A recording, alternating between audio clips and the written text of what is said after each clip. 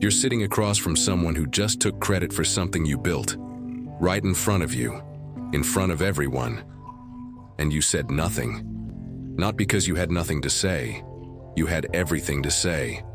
The words were right there, lined up and loaded. But something stopped you. Something always stops you.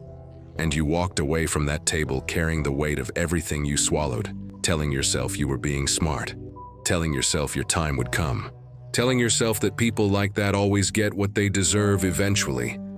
But here's the thing you haven't admitted yet. That wasn't the first time. And unless something changes at a level deeper than motivation, deeper than mindset tips, deeper than anything you've tried before, it won't be the last. This video is not about inspiration.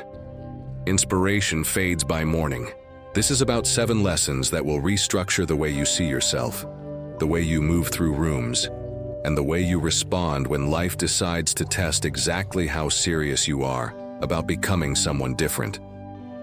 If you're the type of person who's done performing strength and ready to actually build it, you already know what to do. Subscribe. This channel exists for that exact decision. Now let's get into it. The first thing you need to understand about pain is that you've been reading it completely wrong. Every man who has ever looked back at the moment that destroyed him and eventually said that was the best thing that ever happened to me, that man did not get lucky. He made a choice, a specific, uncomfortable, deeply unpopular choice that most men never make because it requires something that feels almost impossible when you're in the middle of it. He chose to study the thing that broke him instead of running from it. Most men do one of 2 things when life hits them hard. They collapse into the story of it, replaying it, feeding it, letting the wound become the personality, or they run. They get busy, they get loud, they get numb, they find ways to never sit alone with what actually happened because sitting alone with it means having to look at their own part in it. And that is the thing that no one wants to do. But here's what the men who actually transform understand that the men who stay stuck never figure out. Pain is not random. Pain is specific. It targets the exact places where you have been lying to yourself. The relationship that destroyed you didn't destroy you because the other person was cruel, though maybe they were. It destroyed you because some part of you already knew it was wrong from the beginning, and you stayed anyway. The job that humiliated you didn't humiliate you because your boss was a bad person, though maybe he was. It humiliated you because you had already stopped respecting yourself in that environment long before he did anything. Pain has a return address. And when you're brave enough to actually read it, it tells you exactly where the work needs to happen. Stop mourning what broke you. Start interrogating it. Your breakdown was never the ending. It was always the map. If this is already landing differently than what you expected, hit the like. It tells me to keep making content at this level. Lesson 2. And this one, if you actually apply it, will change the entire dynamic of every room you walk into. Silence. Not the silence of having nothing to say. The silence of a man who has decided that his words are a resource, and resources are not wasted on people who haven't earned them. We live in a world that rewards noise. Everyone is performing. Everyone is explaining themselves, defending themselves, announcing themselves before they've built anything worth announcing. And in that environment, in a world where everyone is shouting, the man who goes quiet becomes the most interesting person in the room without saying a single word. But here's what most men get wrong about silence. They think it's passive. They think staying quiet means playing it safe, means lacking confidence, means not having an answer. That's not silence. That's avoidance. Real silence is active. It's deliberate. It's the choice of a man who understands that every word he speaks is information he is voluntarily handing over. And information in the wrong hands becomes a weapon pointed back at you. Think about the last time you felt the urge to defend yourself to someone who had already made up their mind about you. Think about the last time you over-explained a decision to someone who wasn't asking in good faith. Think about the last time you revealed a plan to someone before it was finished and watched the air slowly go out of the room as they found 12 reasons it wouldn't work. What did all of that achieve? Nothing. Except it cost you something. It cost you positioning. It cost you mystery. It cost you the unspoken authority that comes from being the man that people cannot quite read. When you stop explaining yourself, people start doubting themselves. Read that again. When you stop reacting, people lose their leverage. When you move in stillness and speak only when your words carry weight, you stop being someone people can manipulate. And a man who cannot be read cannot be outmaneuvered. Let your silence be the loudest statement you've ever made. Sit with that this week and watch what shifts. Now drop the word silent in the comments if this lesson is already changing how you're going to walk into rooms. I read every single one. Lesson 3 is where most men think they're already solid, and that's exactly why it keeps costing them. Emotional mastery, not suppression, not the thing where you pretend nothing affects you and then wonder why you explode over small things. Real mastery, the ability to feel the full weight of an emotion, the anger, the humiliation, the grief, the betrayal, and then choose with a clear head what you do with it. Here's the mechanism that nobody explains. When someone provokes you, when someone disrespects you, when someone does the thing that lights up every nerve ending you have, they are not attacking you. They are testing for an opening. They want to see if your emotional state is something they can operate. If they press this and you react, they now know something critical about you. They know where the wire is, and they will use that wire every time they need to move you. The man who cannot be provoked cannot be steered. And this is not theory. Think about the last argument you had where you said something in anger that you wouldn't have said if you'd had 10 more seconds. Think about the decision you made from panic that you wouldn't have made from clarity. Think about the relationship you ended, the opportunity you sabotaged, the impression you destroyed. All because the emotion moved faster than the thought. Your emotional reactions are either your greatest liability or your greatest strategic asset. Right now, for most men, they are a liability, because most men have never been taught the difference between feeling something and being controlled by it. There is a version of you that feels everything, every insult, every injustice, every moment of being overlooked, and responds to none of it from a place of reaction. That version of you responds from choice, from calculation, from the cold, quiet understanding that how you respond right now determines what happens next. And what happens next is more important than the satisfaction of reacting. The man who cannot be provoked cannot be defeated. And the world has no strategy against a man it cannot move. Drop the word cold in the comments if this is hitting. Not cold as in empty, cold as in controlled. There's a difference and you already know what it is. Now here's where I need to slow down, because what I'm about to say next is probably the thing you most need to hear and the thing you will most resist. Everything we've covered so far, studying your pain, mastering silence, controlling your emotional state, all of it works. If you do the work, it works. And that is the truth. But there's something underneath all of it. Something that, if you don't deal with, will quietly undo every single thing you build. You have been performing, not consciously, not maliciously, but somewhere along the way, you learned that certain versions of you were acceptable and certain versions were not, and you buried the versions that didn't get approval. You became skilled at presenting whatever the room required, agreeable when you needed to be liked, tough when you needed to be respected, quiet when you needed to seem mature. And over time, you got so good at performing the right version that you lost track of which version was actually you. And that's the problem. Because a man who is performing cannot access real power. He can access the appearance of it. He can look composed, sound strategic, move with intention. But underneath it, there's a fracture. And that fracture shows up at the worst possible times. In his closest relationships, in his biggest decisions, in the moments when the mask slips and something raw and unresolved comes out that he didn't even know was still in there. You keep ending up in the same situations, the same dynamic with different people, the same pattern with different names. That is not bad luck. That is information. It means something in you is still unresolved.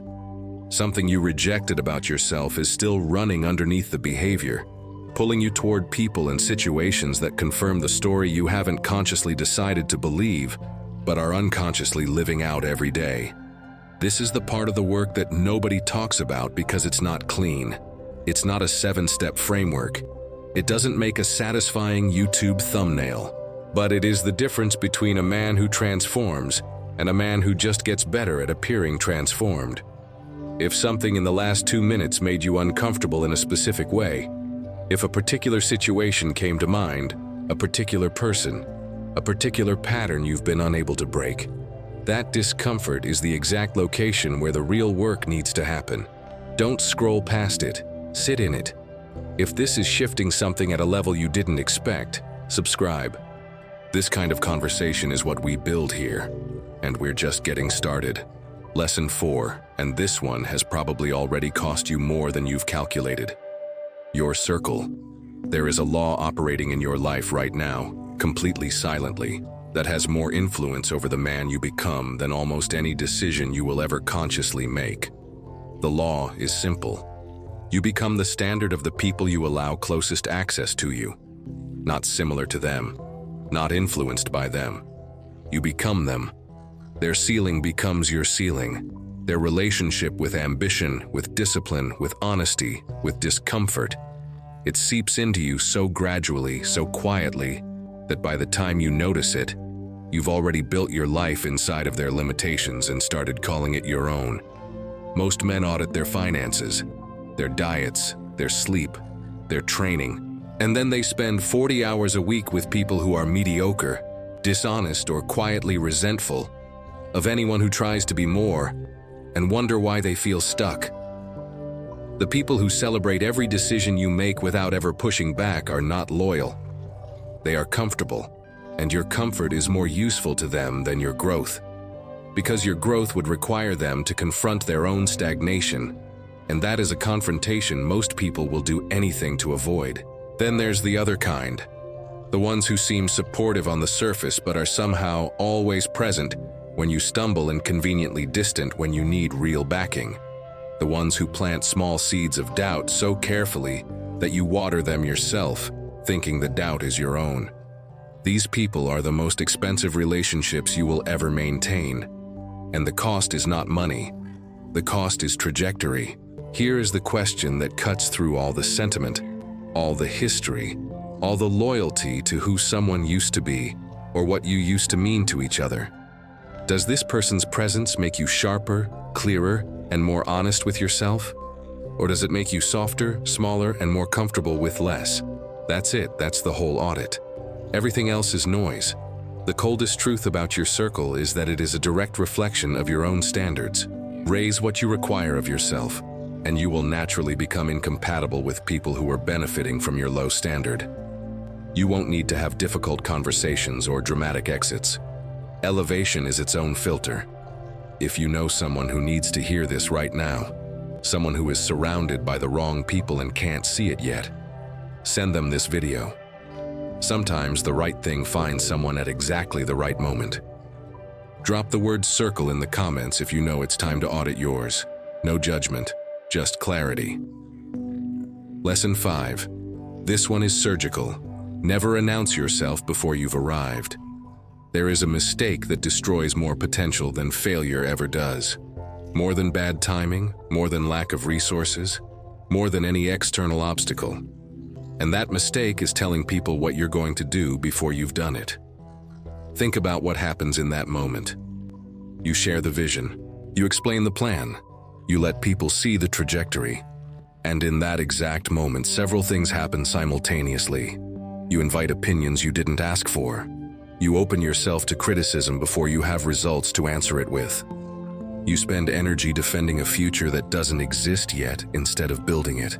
And you hand the people who are not fully in your corner, and there are always people who are not fully in your corner, exactly the information they need to undermine your confidence at the precise moment when your confidence is most fragile. But something else happens too, something more subtle and more damaging. When you announce the intention, your brain registers a fraction of the reward it would get from actually achieving it. You get the feeling of having done something without doing anything. And that fraction of reward is just enough to slightly reduce your hunger. Just enough to make the 5 a.m. start a little harder to justify. just enough to slow the momentum before it ever builds to something unstoppable. Move in silence, not because you're secretive, not because you're afraid of being held accountable. Move in silence because the only audience that matters during the building phase is you. Because proof is louder than any announcement. Because the most powerful entrance you can make is the one that nobody saw coming. The world does not reward intention, it responds to results. A man who tells you what he's going to do is interesting. A man who simply does it and then lets the outcome speak is someone you cannot ignore. Go dark. Go deep. Let your arrival be the only announcement you ever needed. Drop silent moves in the comments if you understand why the most dangerous men operate without warning. Lesson 6. This is the one that separates the men who win eventually from the men who win strategically. Patience, but not the passive kind. Not the kind where you wait because you don't know what else to do. Strategic patience, the kind that is cold, calculated, and absolutely intentional. We live in a world that has made patience feel like weakness, like you're not hungry enough, like you're not moving fast enough. And so men move prematurely. They respond before the moment is right. They force confrontations before the leverage is in their favor. They reveal their position before the timing gives them any advantage. And they look back 6 months later and realize that one impulsive move cost them a position that would have been completely unassailable if they had simply waited another 30 days. Timing is not a component of strategy. Timing is the strategy. The predator does not run at the herd. It identifies the separation. It waits for the angle. It conserves every unit of energy until the moment of maximum efficiency. And then it moves. One strike. Perfectly placed. Already over before the target understood what happened. Most men fight every battle the moment it presents itself. They argue every point. They respond to every provocation. They assert themselves at every opportunity. Not because it's strategically sound, but because the discomfort of staying still feels too much like losing. But here is what those men never understand. Every unnecessary battle costs you something: attention, energy, positioning. And while you are busy winning fights that didn't matter, the man operating with patience is studying the field, conserving his resources, and preparing for the one move that will make every small battle you won completely irrelevant. Strategic patience is not comfortable. It is the discipline of sitting with unresolved tension and refusing to let that tension make your decisions for you. It is the ability to hold your position when everyone around you is moving, not because you have no fire, but because you know exactly when to use it. The men who move too soon hand their power to circumstances. The men who wait for the right moment make circumstances move for them. Sit with that. Drop patient in the comments if you understand that the most powerful move is sometimes the one you don't make. Now lesson 7, the one that everything else has been building toward. Reinvention. Complete, deliberate, unapologetic reinvention. There comes a moment, and if you've been honest with yourself through everything in this video, you can probably feel it right now, where the question is no longer what happened to you. The question is what you are going to do about who you've been since it happened. Because here is the part that most self-development content will never say directly. Some of the version of you that exists right now was not built by you. It was built by your circumstances, by the people who had access to you before you had the tools to evaluate whether they deserved that access, by the betrayals that taught you to make yourself smaller so you'd be harder to target, by the failures that whispered you weren't capable, and by the rooms that made you feel like you needed to ask permission to take up space. That version of you, the one shaped by all of that, is not you. It is a survival response. It is the armor you built for a war that is over. And if you keep wearing it, it will cost you everything you are actually capable of building. Reinvention is not about becoming someone unrecognizable. It is about becoming more precisely yourself than you have ever allowed. It is the deliberate decision to look at every belief, every habit, every pattern, every relationship, and every internal narrative, and ask one honest question. Did I choose this, or did I inherit it? Everything you chose that still serves the man you're becoming, keep it. Everything you inherited that was someone else's limitation installed in you without your consent. Release it. Not dramatically, not with a speech, just quietly, systematically, and without looking back. The most dangerous man in any room is not the one who has never been broken. It is the man who was broken completely, who sat in the rubble of everything he thought he was, who looked at it all with clear eyes and rebuilt himself with such precision and such intention that the thing that broke him no longer has the architecture to do it again. That man answers to no version of his past. He carries the lessons. He releases the identity, and he moves forward as something the world genuinely did not see coming. Drop reborn in the comments if you have decided, truly decided, that the version of you that walked in here today is not the version that walks out. Now here is what sits beneath all 7 of these lessons, the thing that holds them together. Everything we've covered, studying your pain, moving in silence, mastering your emotional state, understanding what drives you underneath the behavior, auditing your circle, protecting your trajectory, waiting for the right moment, and choosing deliberately to become someone new. None of it works if it's performance. None of it works if you're doing it to impress people. None of it works if the goal is to look powerful rather than be powerful. Because the men who look powerful and the men who are powerful move through the world in completely different ways. The man who looks powerful needs validation to maintain it. The man who is powerful barely notices whether it's being seen. Real power is internal sovereignty. It is the condition of a man who is so grounded in his own clarity, his own values, his own direction, that the external world, the chaos, the opinions, the betrayals, the noise, loses its ability to define him. Not because he is numb to it. He feels all of it. But none of it has the final word. His enemies sharpen him. His pain instructs him. His failures restructure him. And through every single one of those experiences, he remains the one writing his own story. You came into this video carrying something. Maybe it was anger. Maybe it was the particular exhaustion that comes from trying hard in the wrong direction for too long. Maybe it was the quiet, specific grief of knowing you're capable of more and not being able to explain why you're not there yet. Whatever it was, the fire inside that kept you watching, that made certain lines land with weight, that made specific moments feel uncomfortably personal, that fire is not a problem.